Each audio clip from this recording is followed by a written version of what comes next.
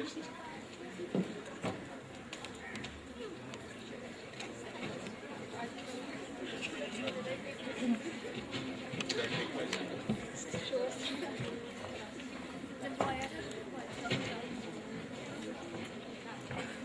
you so much, sir, for such an elaborate introduction, and I do not consider myself worthy of such praise, but that's the thing about my school. Whenever you visit this place, it makes you feel so proud of yourself.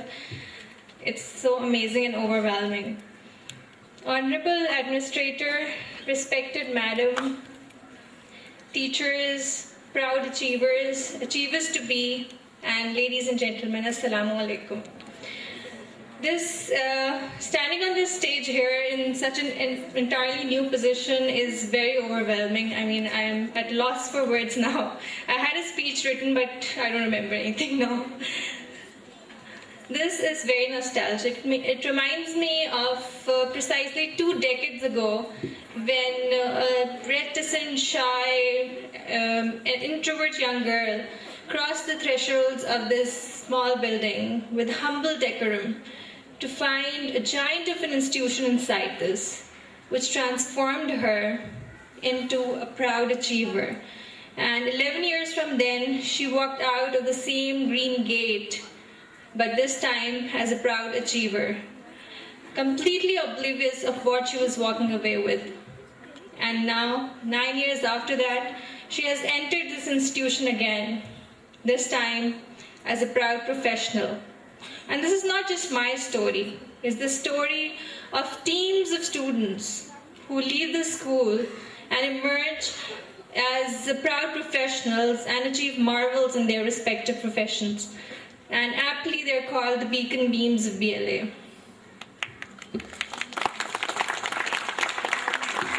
But this, ladies and gentlemen, is not what makes B.L.A. stand out. No, it's not.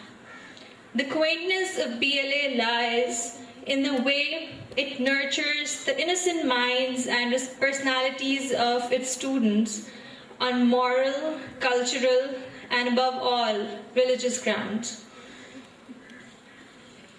I can't speak about the experience of others, but I can plead my own case. I have no doubt in saying that whatever I am today, a tremendous part of it I owe to this institution.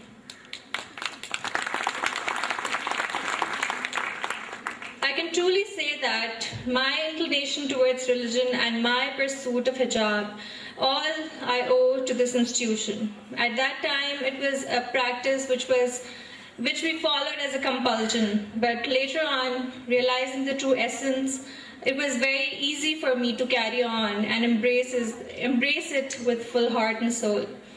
So thank you, my institution, for all this. There's a long list, by the way, to thank. Considering the way our society is evolving, especially in terms of some aspects of modernization, it is truly essential to be strict on the disciplinary measures, which you might find at this level suffocating and maybe absurd at times. But trust me, it's for your it's for your own good in the long term. It has been 5 years since I've spoken on this stage, so it makes me nervous. I've spoken at different levels in different capacities, but this capacity is quite overwhelming. Talking about speaking skills, all that I am able to do as a doctor, as a professional, presenting cases, doing stage presentations, interacting with patients, with attendants, with all sorts of people, all training was truly over here. Because once you're out of school, you're not trained, you're just tested. So this is the time which can make or break you. If your foundation is strong, building upon it becomes very easy and natural. But if you waste or lose this time, then it will be very, very risky. Talking about stage and presenting skills, I developed my love for stage from here. Although I'm a very silent and introvert person, as some of you here will know, the only way I I could improve upon my speaking skills and I could face people in this way was the school, because every day we were forced to speak in the assembly. At that time we didn't have a proper stage. It was just a staircase and we had to stand there and speak, and that was even more scary because the students were just right in your face. So but that was so natural for us because every day we had to do that eventually there was no stage fright. We didn't actually develop a fear of stage ever, and that's so important because I've seen doctors who have achieve great positions in life, and they're ace professionals, but they lack in their ability to express themselves, or they have the stage fright. I've seen in my profession is very, very common. Although we should be overcoming it so often because daily we have to present cases and we have to deal with people. So it's a very, very important aspect of grooming and of training, which is emphasized upon here very appropriately. Talking about the training and the kind of education that is being served over here, I'd like to mention about the teachers, especially because good teachers are assets. That is one thing you should really remember, that good teachers are hard to find. You find teachers of all sorts at every level of your education, but the kind of teachers I've found in B.L.A, they're memorable, and they have actually made me and made most of us what we are today. So a big thank you to all the teachers who are not here. Some of them are here. I'd like to give a special mention to Sir Asim Usmani, who has been here since I don't know when, and he has served the school immensely, and he has taught us for the entire time we were in school, and thank you, sir. Thank you for being there all the time. I'm sorry if I'm missing any teacher. Ma'am Yasmin Salman, she was also there. She was Mrs. Anis, sorry I didn't see you. She was there at our primary school. So all these teachers and many more, if I'm not mistaken, I saw Dr. Sir Vadood. Sir Vadood, is he there? I think I saw him. Yes, sir. Thank you, sir. I remember when he used to teach us mathematics, and there was this 8th grade or 9th grade when we had to choose our subjects, and he was really mad at me for not taking pure maths and pursuing biology. It's great to see you, sir. It's really great.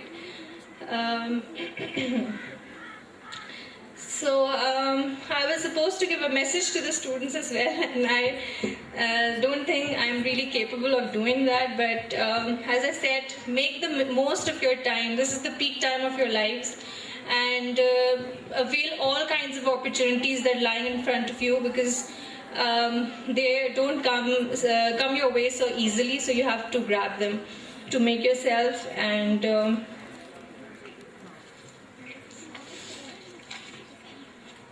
yes, and a very important thing that I would like to mention over here is that set your goals straight, and never aim for materialism. In these times of ours, we are attracted towards things that are really materialistic, that are very lucrative, and but all that is transient. Do whatever you really want to do, and do what makes you happy.